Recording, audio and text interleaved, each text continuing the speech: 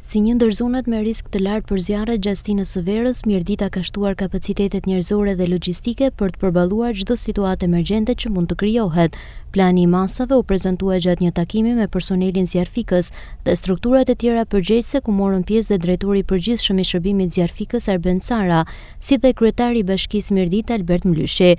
Drejtori i shërbimit zjarfikës në Mirdit Agim Lleshe bëri të ditur se vëmendja kryesore do të përqendrohet përgjatë rrugës së Kombit dhe në zonat urbane, ku do të stacionohen mjete zjarfikse dhe personeli nevojshëm për ndërhyrje të shpejtë. Gjëja kryesore do të fokusohemi rrugës Kombit, që kemi një aks që ka lënë mes përmes Mirditës, që është në 80 km, një aks dhe 80 është në dy aksit vajtje ardhje, ku aty do përqendrohet një grup shërbimi dhe një automjet, që është aksi nyja lidhëse e kryesore e turizmit kombëtar.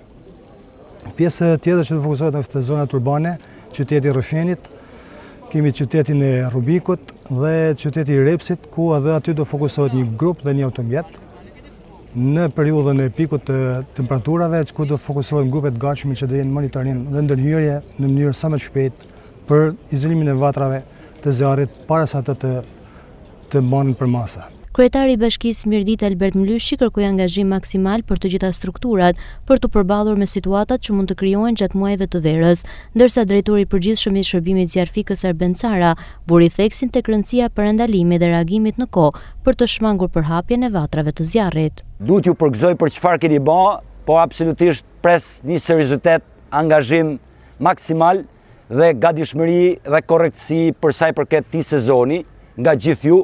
Dhe patjetër që jam kraj jush, bashkë me drejtorin, bashkë me gjithë sektor tjerë të bashkisë, apo dhe shërbime tjera që shpresoj të mos kemi raste dhe shpresoj të mos kemi ato emergjenca që kemi pas vitet e shkuara. Ajo çfarë dua të them është që ne do të punojmë shumë në parandalimin e zjarreve dhe ky do të jetë dhe thelbi i gjithë këtij takimi.